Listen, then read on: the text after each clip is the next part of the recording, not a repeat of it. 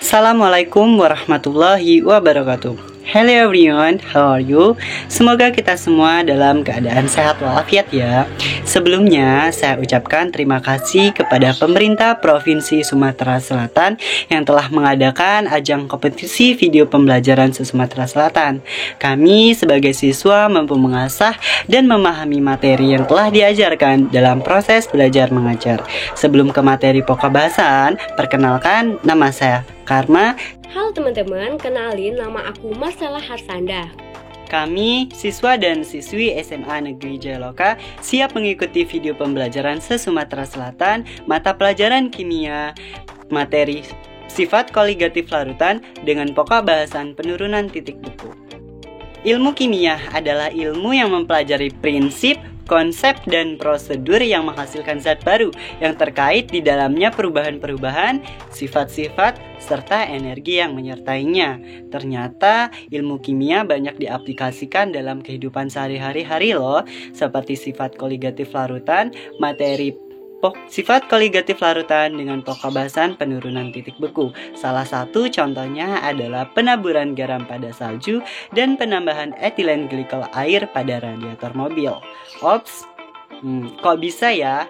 Nah, untuk mengetahui hal tersebut, simak video pembelajaran berikut ini dengan seksama ya. Sifat koligatif larutan. Sebelum kita masuk ke pokok bahasannya, kita cari tahu dulu nih pengertian sifat koligatif dan pengertian larutan. Sifat koligatif adalah sifat larutan yang tidak bergantung pada jenis zat terlarutnya, tetapi bergantung pada jumlah zat terlarutnya. Sedangkan pengertian larutan adalah campuran atau gabungan antara zat terlarut dan pelarut secara homogen. Dari pengertian tersebut menjadi pengertian prasyarat untuk memahami materi penurunan titik beku. Penurunan titik beku adalah penurunan titik beku pelarut akibat ditambahkannya zat terlarut yang tidak mudah menguap, contohnya seperti garam. Suatu percobaan penurunan titik beku dapat kita lakukan. Simak video berikut ya. Kami di sini ingin mempraktikkan salah satu sifat koligatif larutan, yaitu penurunan titik beku. Kami di sini menggunakan dua larutan, yaitu larutan garam atau NaCl dan larutan urea. Tujuan dari percobaan ini adalah untuk mengetahui pengaruh titik beku terhadap larutan dan pengaruh molaritas terhadap larutan. Di sini kita menggunakan larutan garam NaCl 1 molaritas, garam 2 molaritas, urea 1 molaritas, dan urea 2 molaritas. Langsung saja ke praktikumnya. Nah, untuk mengetahui titik bekunya, kita menggunakan es batu yang sudah ditaburi dengan garam. Nah, untuk larutan pertama, kita mencoba larutan garam atau NaCl 1 molaritas. Nah, ambil larutannya lalu kita aduk di dalam gelas beker yang berisi batu es yang sudah ditaburi dengan garam.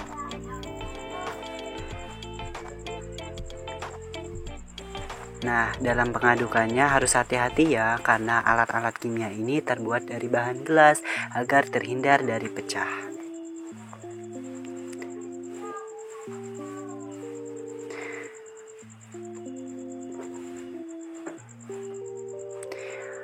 Dalam pengadukannya harus hati-hati dan aduk sampai membeku sehingga kita bisa ukur berapa besar titik bekunya. Nah, apabila sudah membeku, kita ukur dengan alat termometer. Tunggu sehingga termometer pada suhu normal 20 derajat Celcius, lalu diukur ke larutan NaCl 1 molaritas.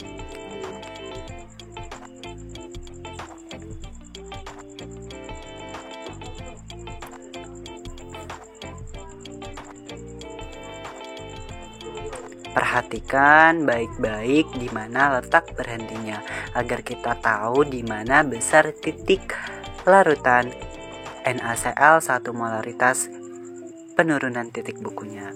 Kedua, kita gunakan larutan NaCl 2 molaritas. Lakukan hal yang sama pada larutan NaCl 1 molaritas. Kita aduk hingga membeku, harus hati-hati dan teliti. Aduk hingga membeku.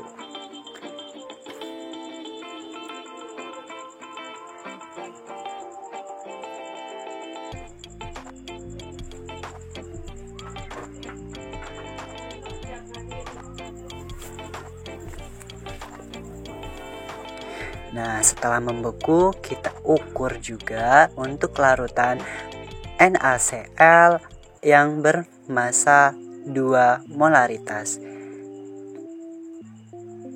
Untuk termometer ini kita normalkan ya, pada suhu ruangan normal itu 20 derajat Celcius.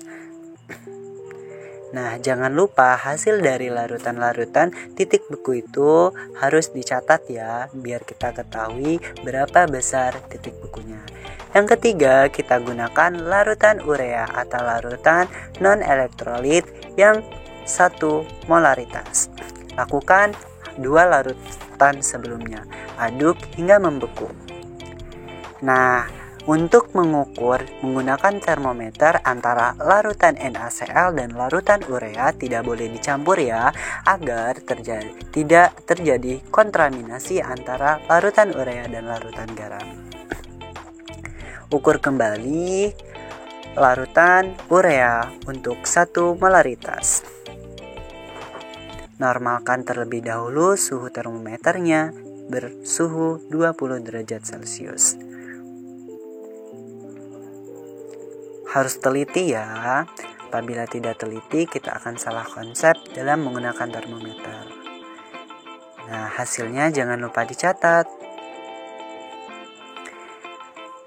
Yang keempat atau yang terakhir, kita gunakan larutan urea 2 molaritas. Lakukan ketiga larutan sebelumnya.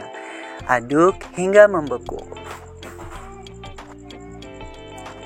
Perlu diingat dalam pengadukannya harus hati-hati karena alat-alat kimianya terbuat dari gelas atau kaca yang mudah pecah.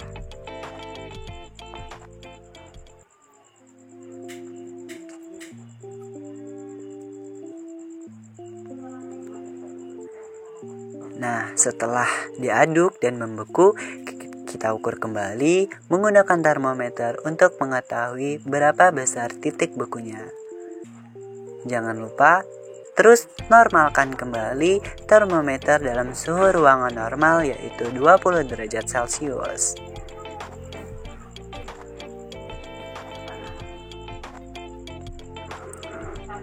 Nah, jangan lupa dicatat kembali ya hasilnya. Nah, usai sudah keempat-empatnya dalam. Nah, inilah praktikum hasil dari penurunan titik beku. Dari video percobaan tadi dapat disimpulkan bahwa perbedaan titik beku larutan elektrolit NaCl dan larutan non-elektrolit urea dikarenakan perbedaan jumlah partikelnya. Larutan elektrolit akan mengion yang menyebabkan partikelnya akan lebih banyak, sedangkan larutan non-elektrolit tidak mengion yang mengakibatkan partikelnya akan tetap sama atau tidak berubah. Jumlah partikel yang lebih banyak ini membuat larutan elektrolit lebih sukar membeku, sehingga membutuhkan suhu yang lebih rendah dan waktu yang lebih lama. Hal inilah yang membuat titik beku larutan elektrolit lebih rendah.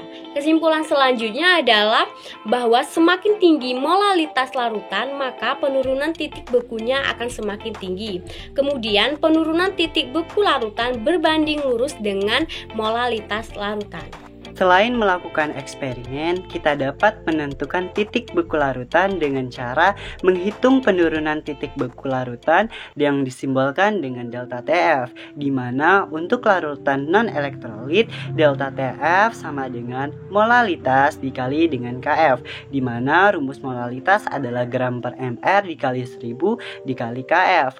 GR sama dengan gram atau massa dari zat terlarut, dan mR adalah massa molekul relatif dari zat terlarut dikali 1000 per P, di mana P adalah massa dari pelarut dan Kf adalah ketetapan penurunan titik bekunya. Selain larutan non-elektrolit, kita juga bisa menghitung titik beku dari larutan elektrolit yang melibatkan faktor Van Hoff, di mana delta TF sama dengan molalitas dikali Kf dikali faktor Van Hoff.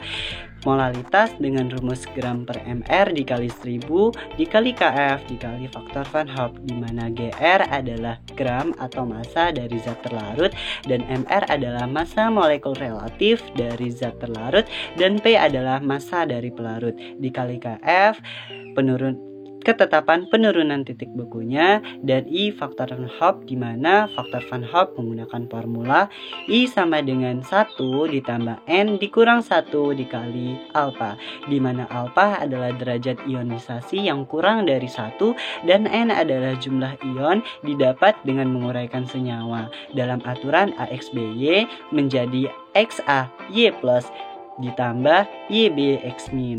Setelah menghitung penurunan titik beku atau delta TF, kita kemudian dapat menghitung titik beku larutan elektrolit dengan formula penurunan titik beku sama dengan TF0 dikurang dengan TF. Jika kita pindah ruaskan, TF sama dengan TF0 dikurang delta TF, di mana titik beku pelarut murni bersuhu 0 derajat Celcius. Materi yang mengenai penurunan titik beku mata pelajaran kimia dapat kami sampaikan. Thanks for watching ya yang sudah menonton sampai akhir. Sampai jumpa. Dadah.